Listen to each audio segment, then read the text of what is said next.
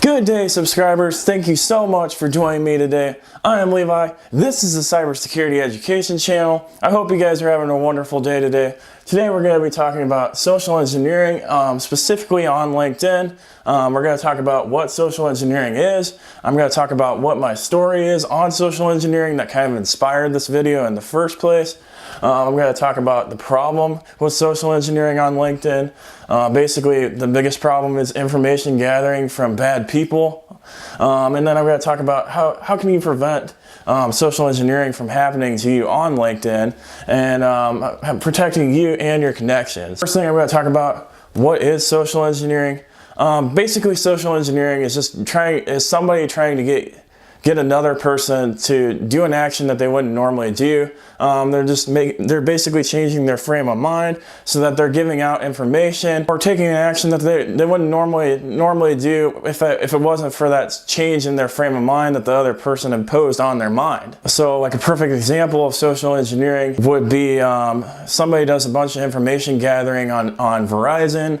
And they have enough information on Verizon to pretend to be a Verizon engineer or something, and they go ahead and contact a Verizon representative, and they want a phone number ported over to their own account, but they don't actually own that original account, and they have no affiliation with the person that does own it, but they want that phone number so that they can do malicious things with it. The fact that they pose as an engineer to the Verizon rep and they have all this information about Verizon and they know how the process works in the background, they can social engineer that rep to get them to change the number. Even if that person shouldn't be doing that, they might be able to get them to change it because they can use things like authority, and they can tell them it has to be done as fast as possible.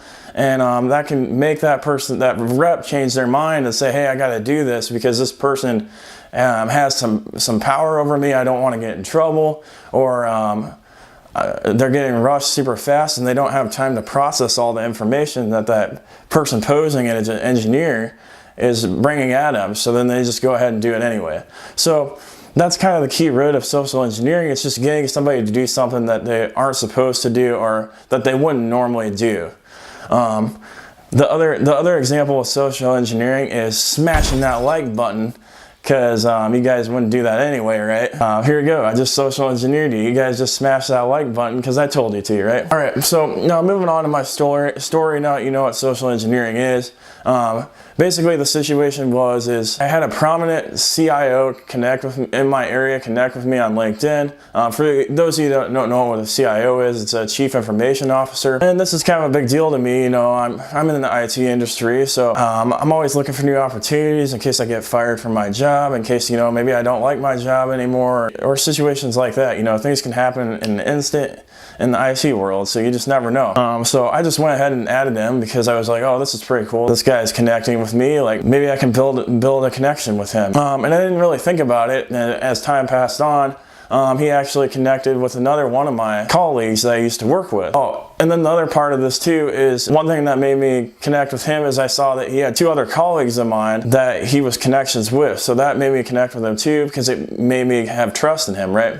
And then the CIO title. But then he connected with another colleague of mine, and that colleague actually did the right thing, and I didn't do the right thing in the first place. My colleague contacted me. He asked me how I knew this guy, and I was like, I don't know. These two other people that I know him, and he's a prominent CIO in the area, so I just assumed he was legit, you know, without even thinking about it. And that's the big thing with social engineering, is you always gotta constantly be thinking, what is this person getting at it, or what can they be doing to me? You know, because if you're not thinking about that all the time, that's when you get social engineered, is when you let your guard down. So anyway, my friend did the right thing. He contacted me. So now that gets us to the problem here with this situation. The problem with this situation is so we got this guy right here, CIO, Chief Information Officer. He connects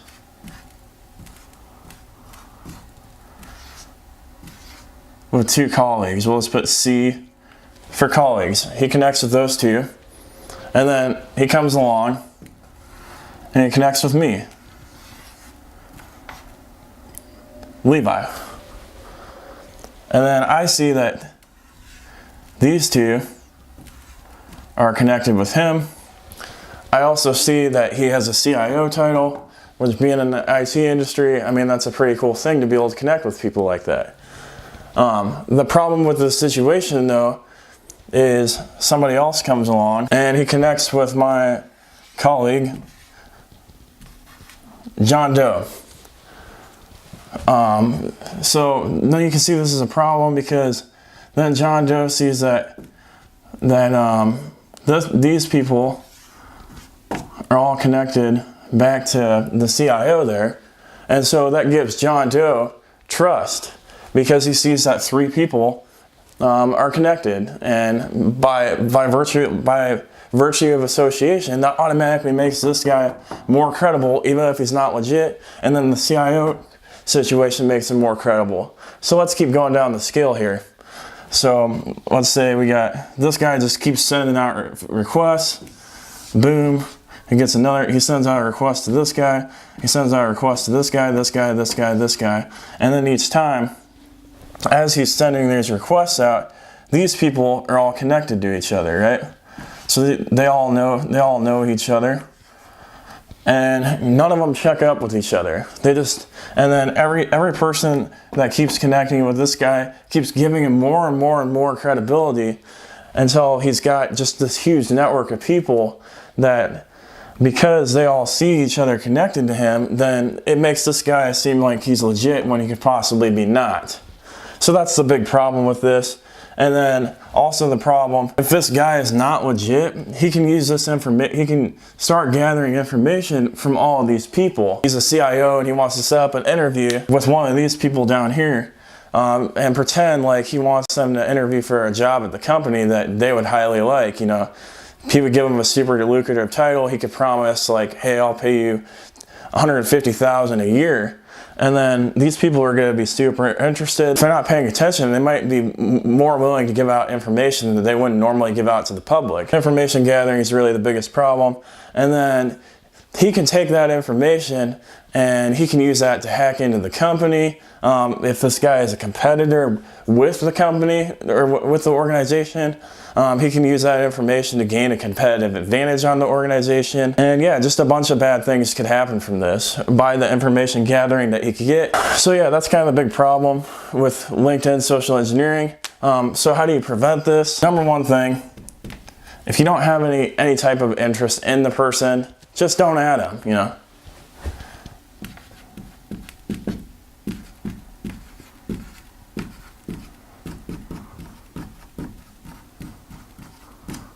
If you're just not feeling it, or you feel something's goofy with the situation, don't add them.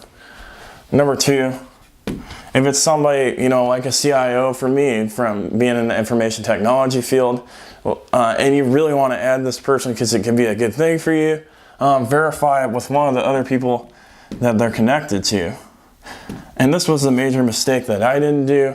I just added him because his title was CIO, and he was connected with 2 other people, and that raised his level of credibility, and that was enough for me to add him.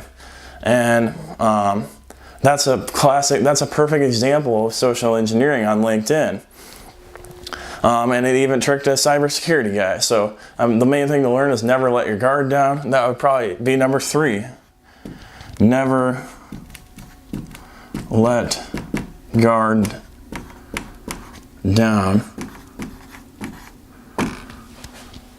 You know, and so you're really interested in this guy, and your colleague or your colleagues, and if you contacted all of them, they're like, oh, I don't know this guy, I just added him because he was a CIO. Well, then that's a little bit that's when it starts getting really suspicious, right? So then, you know, that guy might be, then in that situation, I probably wouldn't add him, unless you were still really super interested. And then you need to do some more work. Number 4, challenge. So, you know, let's say that guy sends you a message and wants to do a job interview with you, or he has this super good opportunity, I mean, that pays really higher. It's the perfect position that you want. You really need to challenge the guy and ask him some questions to challenge his authority and see what he knows about his own company. Once you do that, and and you're confident that you want the interview. And also in that step, don't give out information. Don't give info. And keeping in mind, like, don't add this guy. Don't, at this point in time, do not add, because it could be a scheme to try to get other people to gain trust by adding people, and then by you adding him, it will give him more credibility, and you don't want that. So don't add him at this point, because you're not sure who he is, or you're not sure if he's legit. So then the next step would be, if he's affiliated with a company that you know, go ahead and call them, go ahead and contact them.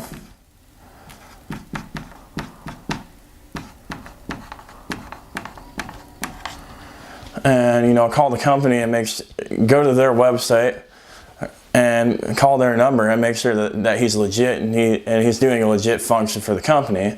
And if that's the case, then boom, you can go and add him and have at it, you know. Apply for that job and hopefully you get it. If that's not the case, then you probably should report that this guy is a fraud to LinkedIn, so he can get his account taken down. You might even want to report it to the authorities too, in case he's scamming people. So yeah, these are kind of the 5 steps here. And then number 6, research.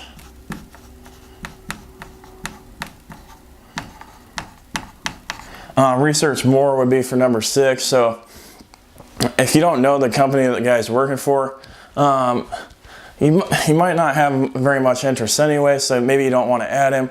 But if a job title still seems like it's a really good thing, if it sounds too good to be true, it probably is. But if it's something that still really tempts you, just kind of be a little bit suspicious there. So if you don't know the company, you'll have to research it more. Do some searching online, post on Reddit or something, and get some feedback about the company that this guy's associated with to make sure it's legit. And then once you know that the company is legit, then contact the company and do the same thing that you did here. Where you're verifying that the guy actually has authority and this guy on LinkedIn is actually who he says he is. So those are kind of the ways that you can help prevent yourself, and it helps protect you and your connections.